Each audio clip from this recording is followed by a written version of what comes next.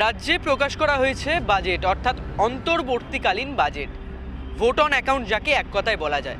সেক্ষেত্রে একাধিক যে প্রকল্প, যেমন লক্ষ্মীর ভাণ্ডার, তার পাশাপাশি যুবসাথী, এমনকি যারা গিগ ওয়ার্কার রয়েছে তাদের স্বাস্থ্য সুরক্ষা নিয়েও একাধিক প্রকল্পর কথা বলা হয়েছে। সেক্ষেত্রে যাদের উদ্দেশ্যে বলা হচ্ছে সেই নাগরিক, তারা এই ভোট অন অ্যাকাউন্টকে কীভাবে দেখছেন? ভোট বাক্সে আদৌ কি এর প্রভাব পড়বে? কারণ আর কদিন বাদেই কিন্তু 26-এর বিধানসভা নির্বাচন। আসুন সেই সব দিক বিবেচনা করে যারা জনসাধারণ রয়েছে তারা কি বক্তব্য রাখছে সেগুলো আমরা শুনব।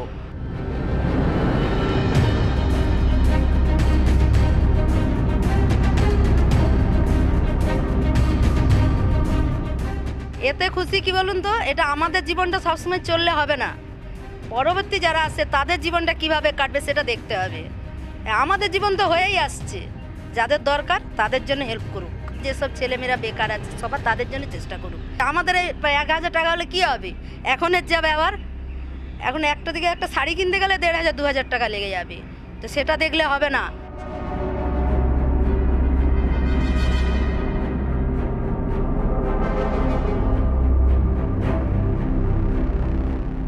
আমি বলবো, আমার তরফ থেকে বলবো, আমি ভাতা চাই না, আমি কর্ম চাই।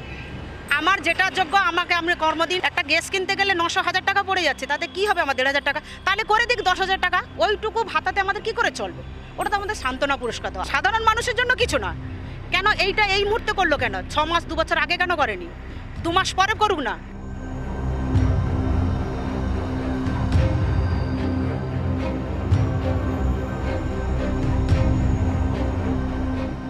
চাকরি বাকরিটা দরকার হলে অনেক ছেলেমেয়েরা কিছু করার ব্যবস্থা থাকতে পারতো, ওটাই আগে দরকার ছিল। চাকরি বাকরিটা বেশি দরকারি আমার কাছে মনে হয়। সেটা বেকার যারা এখন কিছু করার নেই, তাও বেকার ভাতাটা যদি যা করছে যেটা ভালো করছে।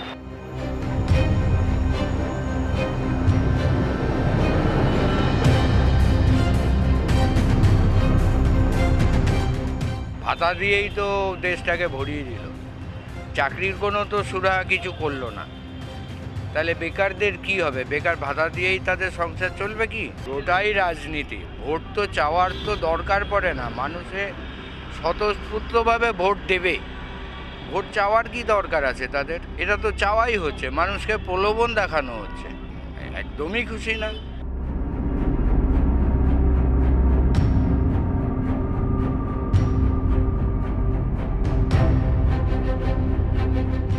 আমরা ভেবেছিলাম যখন আমাদের বর্তমান শাসক দল যখন ক্ষমতায় এলো টাটাকে ফিরিয়ে নিয়ে আসবে, কিন্তু সেটাও আনলেন না।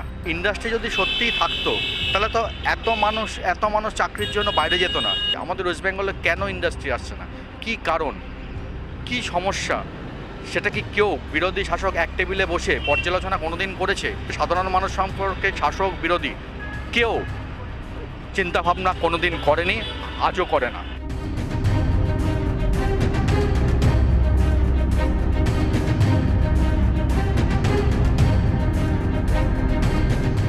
ফার্স্ট অফ অল আমাদের তো কোনো এমপ্লয়মেন্ট হচ্ছে না, শুধু লাভের তো কিছু হচ্ছে। লক্ষ্মীর ভাণ্ডার 500 টাকা বাড়িয়ে আর কী লাভ হবে? তো সব পলিটিক্যাল ব্যাপার কি বলবো বলুন।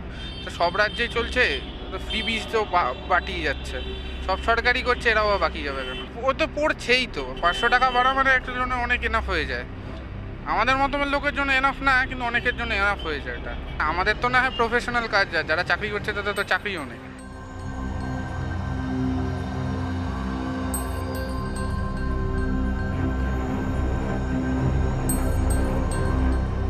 যে কোনো বাজেটের মধ্যে দিয়ে রাজনীতি প্রতিফলিত হয়। রাজনৈতিক দৃষ্টিভঙ্গি ছাড়া বাজেট হয় না। সবচেয়ে বড় কথা যেটা, সেটা হচ্ছে যে কেউ দারিদ্র্য দূর করার চেষ্টা করে, কেউ দারিদ্র্যকে টিকিয়ে রেখে নির্বাচনী বৈতরণী পার হওয়ার চেষ্টা করে। বর্তমান সরকার সেই দারিদ্র্যকে ব্যবহারই করছে।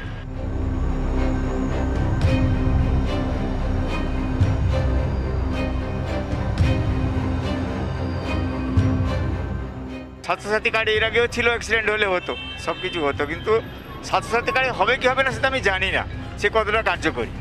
কারণ হসপিটালে গেলে আগে না বলে দেবে অন্য হসপিটালে যা। মমতা ব্যানার্জি চিল্লাচ্ছিলেন এত দিন ধরে যে আমরা সব ঠিক করে দাও, ঠিক হলো না।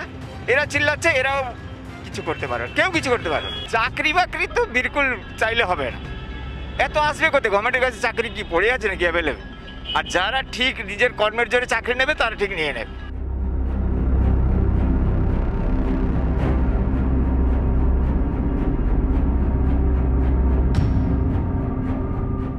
আমাদের আশাদের মূল যে দাবিটা ছিল সেটা হচ্ছে 15,000 টাকা মিনিমাম ভাতা করতে হবে, সাম্মানিক ভাতা। কিন্তু আজকে সরকার মাত্র 1,000 টাকা দিয়ে আমাদেরকে চুপ করাতে চাইছে। ফলে ঘোষণাটা যতক্ষণ পর্যন্ত না অর্ডার হয়ে বেরোচ্ছে ততক্ষণ পর্যন্ত আমরা আশাকর্মী ইউনিয়ন বিশ্বাস করতে পারি না ওনার কথাই। বেকার রাজ কি চাই? বেকার রাজ কাজ চাই, কিন্তু সেই কাজের কথাটা উনি ভাবছেন না আর কি। দিনের পর দিন নিয়োগ হচ্ছে না, কোনো বিভিন্ন জায়গাতে ছাঁটাই বরং হচ্ছে, কলকারখানা বন্ধ হয়ে যাচ্ছে। ফলে ভোটে তো এর প্রভাব পড়বেই বলেই আমরা মনে করি।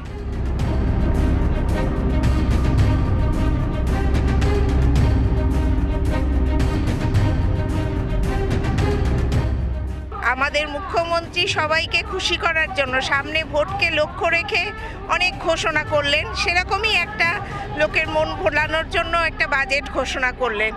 কিন্তু এই যে হাজার হাজার গরিব শ্রমজীবী মানুষ কাজ পাচ্ছে না, সেই কাজের মূল্য তারা দিলেন না। আজকে যে চাকরি দিতে পারছে না এই সরকার, তারই স্বীকৃতি আমরা দেখলাম যুবকদের জন্য একটা ভাতা দিচ্ছেন।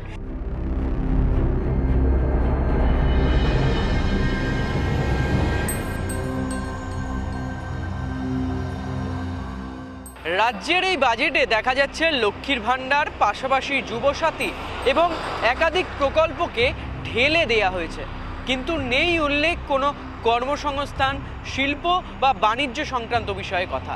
এবং এগুলোই প্রশ্ন হচ্ছে সাধারণ মানুষের কাছে, যে সামনেই যখন নির্বাচন তখন কেন এই কর্মসংস্থান বা শিল্প এগুলিকে নিয়ে কথা বলা হলো না? কেন শুধুমাত্র এই ভাতা দেয়া হচ্ছে? একাধিক প্রশ্ন রয়েছে সাধারণ মানুষের মনে।